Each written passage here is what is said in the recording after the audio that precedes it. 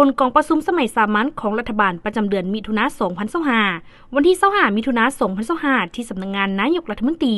ท่านสอนไซสิทธิภาษัยรัฐมนตรีประจำสำนักงานนายกรัฐมนตรีโฆษกรัฐบาลได้แถลงข่าวต่อสื่อมวลชนเกี่ยวกับผลกองประชุมสมัยสามัญของรัฐบาลประจำเดือนมิถุนายน 2025 ว่ากองประชุมได้ไขขึ้นในตอนบ่ายวันที่24และอัดลงในตอนบ่ายของวันที่25มิถุนายน 2025 ภายใต้การเป็นประธานของท่านสอนไซศรีพันดรนายกรัฐมนตรีมีบรรดาทานรองนายกรัฐมนตรีสมาชิกรัฐบาลและผู้ต่างหน้ากระทรวงองค์การเข้าร่วมกองประชุมครั้งนี้ได้พร้อมกันค้นคว้าปรึกษาหารือประกอบความเห็นและพิจารณารับรองเอาบรรดาหัวข้อสำคัญคือวาระที่1สรุปเวียกงานพ้นเด่นประจำเดือนมิถุนายนและทิศทางแผนการประจำเดือนกรกฎาคม 2025 ของรัฐบาลสรุปตีราคาการจัดตั้งปฏิบัติเวียกงานเฉพาะกิจ 19 ทับกมสพ 6 เดือนต้นปีและทิศทางแผนเวียกยุดสุ่ม 6 เดือนท้ายปี 2025สภาพพ้นเด่นเวียกงานป้องกันชาติป้องกันความสงบและเวียกงานการต่างประเทศแผนการรับมือกับภัยพิบัติโดยเฉพาะการเกี่ยมรับมือกับน้ำท่วมการกักเกี่ยมแนวพันธุ์แผนการผลิตฤดูฝนการซ่อมแปลงบูรณะเส้นทางชลประทานและการบริหารจัดการน้ำอยู่บรรดาเขื่อนต่อการสรุปเวียกงานพ้นเด่นประจำเดือนมิถุนายน 2025 กองประชุมได้ตีราคาถึงแม้นว่าสภาพการสากลและภาคพื้นยังสืบต่อพันแปรไปยังซับซ้อนและคาดเดาได้ยากบวกกับสภาพภายในประเทศมีฝนตกหนักเห็นให้น้ำท่วมไหลซุพาให้มีผลเสียหายทั้งชีวิตและทรัพย์สินอยู่บางท้องถิ่นแต่รัฐบาลได้สุ่มใส่จัดตั้งปฏิบัติบรรดาเวียกจุดสุ่มและมาตรการที่กำหนดไว้มีผลสำเร็จหลายด้านเป็นต้นทั่วประเทศสืบต่อรักษาได้เสถียรภาพทางด้านการเมืองอย่างนักแน่นสังคมมีความสงบและเป็นระเบียบเรียบร้อยโดยพื้นฐานสามารถจัดเก็บรายรับเข้างบประมาณได้ 36,540 ตื้อกีบเท่ากับ 54% ของแผนการปีแผนรายจ่ายปฏิบัติได้ 24,572 ตื้อกีบเท่ากับ 34% ของแผนการปีครั้งสำรองเงินตราต่างประเทศสามารถกุ้มการนำเข้าบ่หลุด5 เดือนสามารถชำระหนี้สินทั้งภายในและต่างประเทศตามแผนได้สืบต่อสุมใส่บูรณะซ่อมแปลงเส้นทางหลวงแห่งชาติบรรดาเส้นทางที่ได้รับผลกระทบจากภัยพิบัติและเส้นทางเข้าหาแหล่งท่องเที่ยวให้สามารถเที่ยวไปมาได้สะดวกขึ้นสุมใส่ปรับปรุงสภาพแวดล้อมการท่องเที่ยวเป็นต้นสถานที่ท่องเที่ยวและสิ่งอำนวยความสะดวกต่างๆได้สืบต่อปฏิบัติเงินอุดหนุนให้ครูอาสาสมัครดำเนินการสอบสิ่งจบสั้นได้กะเกี่ยมสร้างเงื่อนไขต่างๆให้แก่งานมหกรรมกีฬาแห่งชาติที่จะได้จัดตั้งในท้ายปีนี้อยู่นครหลวงเวียงจันทน์ได้สุมใส่ปรับปรุงกงจักการจัดตั้งของรัฐบาลตามมติ 03 ทับ คบสพและมติ 05 ทับ สพสซึ่งได้ประกาศสำเร็จแล้วได้เอาใจใส่การเคลื่อนไหวเวียกงานต่างประเทศอย่างมีไหวพริบซึ่งได้เคลื่อนไหวเยี่ยมยามบรรดาประเทศเพื่อนมิตรและเข้าร่วมบรรดากองประชุมสากลของการน้ำภาครัฐเป็นต้นท่านรองนายกรัฐมนตรีได้เดินทางไปเข้าร่วมเวียกงานตามการเชิญอยู่สปป.จีนและสรัสเซียสำหรับทิศทางแผนเวียกจุดสุ่มในเดือนกรกฎาคม 2025 กองประชุมได้ชี้นำบรรดาแขนงการท้องถิ่นและภาคส่วนเกี่ยวข้องเอาใจใส่บรรดาเวียกงานสำคัญดังนี้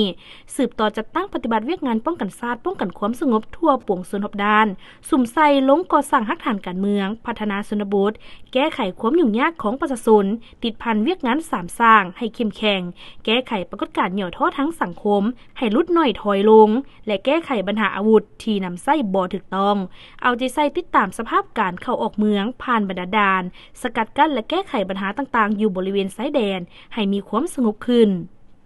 สุมใส่กักเกี่ยมรอบด้านให้แก่การจัดกองประชุมรัฐบาลเปิดกว้างครั้งที่1ประจำปี 2025 ที่จะจัดขึ้นในเดือนกรกฎาคมนี้พร้อมนี้ก็ให้กักเกี่ยมด้านเนื้อในเพื่อพันขยายผลของประชุมสภาแห่งชาติก็คือการกำหนดแผนเวียกจุดสุ่ม 6 เดือนท้ายปี 2025 ของรัฐบาลและพันขยายนโยบายสำคัญต่างๆที่สภาแห่งชาติได้รับรองสุมใส่กักเกี่ยมสรุปตีราคา2วาระแห่งชาติท้ายปี 2025 สืบต่อปรับปรุงกงจักการจัดตั้งตามมติของคณะบริหารงานศูนย์กลางภาคเลขที่ 03 ทับ คบสพและมติของสภาแห่งชาติเลขที่ 05 ทับ สพสในหน้าเวียกที่ยังบ่ทันสำเร็จในนี้สุมใส่ห้างดำรัสว่าด้วยพลบทบาทสิทธิ์และหน้าที่ทั้งการกำหนดตำแหน่งงานและสืบต่อซับซ้อนจัดวางพนักงานของบรรดากระทรวงองค์การที่ได้ปรับปรุงกงจักขึ้นใหม่นั้นให้สำเร็จภายในเดือนกรกฎาคมปรับปรุงกงจักการจัดตั้งขันท้องถิ่นบรรดากระทรวงสมทบกับท้องถิ่นปรับปรุงแขนงสายตั้งของตนขันแขวงและขันเมืองให้สำเร็จตามแผนกำหนด สืบต่อสุมใส่จะตั้งปฏิบัติบรรดามาตรการแก้ไขความยุ่งยากทางด้านเศรษฐกิจการเงินของคณะเฉพาะกิจ19 ทับกมสพสืบต่อปรับปรุงบทสรุปตีราคาการจัดตั้งปฏิบัติแผนเวียกจุดสุ่ม6เดือนต้นปีและกำหนดแผนเวียกจุดสุ่ม6เดือนท้ายปี2025ติดตามประเมินความเสี่ยงและค้นคว้ามาตรการรับมือต่อกับสภาพขาดแคลนน้ำมันเสื้อไฟที่อาจเกิดขึ้นในต่อหน้าการเกี่ยมการสนองเงินตราให้แก่การนำเข้าน้ำมันหิมห้อนค้นคว้ามาตรการแก้ไขสำหรับผู้ที่ได้รับผลกระทบจากการปรับปรุงโครงสร้างราคาไฟฟ้าโดยเฮ็ดเป็นบัญชีละเอียดใจแยกจัดลำดับขั้นผู้ที่ได้รับผลกระทบแต่น้อยหาลายพร้อมนี้ให้ภาคส่วนเกี่ยวข้องเอาใจใส่เกี่ยวกับการโฆษณาเผยแพร่ให้สังคมรับรู้และเข้าใจเกี่ยวกับความพยายามของรัฐบาลในการแก้ไขปัญหาดังกล่าวซุ่มใส่การช่วยเหลือฉุกเฉินเบื้องต้นให้แก่ประชาชนอยู่ท้องถิ่นที่ได้รับผลกระทบจากภัยพิบัติฤดูฝนรวมถึงการกักเกี่ยมแผนฟื้นฟูหีบด่วนหลังภัยพิบัติโดยให้กระทรวงเกี่ยวข้องสมทบกับแขวงที่ได้รับผลกระทบเก็บกำข้อมูลผลเสียหายที่จะต้องเล็งให้การช่วยเหลือและฟื้นฟูซุ่มใส่ปรับปรุงซ่อมแปลงเส้นทางที่เปเพให้นำใช้ได้อย่างเป็นปกติในระยะฤดูฝนโดยติดตามสุกยุการจัดตั้งปฏิบัติของท้องถิ่นภายหลังที่ได้มอบเวียกดังกล่าวให้ท้องถิ่นรับผิดชอบทางค้นคว้าปรับปรุงกลไกต่างๆที่เห็นว่ายุ่งยากให้ว่องไวขึ้นกว่าเก่าติดตามเฝ้าระวังและปรับปรุงการบริหารจัดการบรรดาอ่างเก็บน้ำอยู่แต่ละเขื่อนให้ดีรวมทั้งการแจ้งเตือนให้ท้องถิ่นบอนโครงการที่ตั้งอยู่ให้กะเกี่ยมป้องกันและรับมือแก้ไขสภาพน้ำท่วมที่อาจเกิดขึ้นสุกยุส่งเสริมการผลิตกสิกรรมเป็นสินค้าโดยเฉพาะแมนการผลิตฤดูฝนให้ได้ตามแผนสืบต่อสุมไซการเอาครูอาสาเข้าเป็นกำลังทหารใหม่ไปเป็นครูสอนซวยอยู่เขตห่างไกลโศกลีกที่ขาดแคลนครูเพื่อให้ทันปฏิบัติในไตรมาส 3เอาใจใส่เก็บกำและคุ้มครองแรงงานที่ประเทศใกล้เคียงส่งกลับมาโดยถือเอาโอกาสนี้อบรมฝีมือแรงงานและจัดสรรอาชีพให้เขาเจ้าสืบต่อพันธุ์ขยายผลการไปเยี่ยมยามต่างประเทศของการนำขั้นสูงของภาครัฐเป็นต้นกองประชุมสุดยอดอาเซียนครั้งที่ 46กองประชุมสุดยอดปิ่นอ้อมและอื่นๆการเกี่ยมให้แก่การนำขั้นสูงของภาครัฐไปเคลื่อนไหวเยี่ยมยามและเฮ็ดเวียกอยู่ต่างประเทศในต่อหน้าส่วนบรรดาบทรายงานเป็นต้นสรุปติราคาการจัดตั้งปฏิบัติเวียกงานเฉพาะกิจ19 ทับกมสพ6เดือนต้นปีและทิศทางแผนเวียกยุสุ่ม6เดือนท้ายปี2025สภาพพ้นเด่นเวียกงานป้องกันชาติป้องกันความสงบและเวียกงานการต่างประเทศแผนการรับมือกับภัยพิบัติโดยเฉพาะการเกี่ยมรับมือกับน้ำท่วมการก้าเกี่ยมแนวพันธุ์แผนการผลิตฤดูฝนการซ่อมแปลงบูรณะเส้นทางชลประทานการบริหารจัดการน้ำอยู่บรรดาเขื่อนกองประชุมได้ชี้นำภาคส่วนเกี่ยวข้องไปปรับปรุงตามคำเห็นของสมาชิกรัฐบาลโดยเฉพาะการกำหนดทิศทางแผนการในต่อหน้า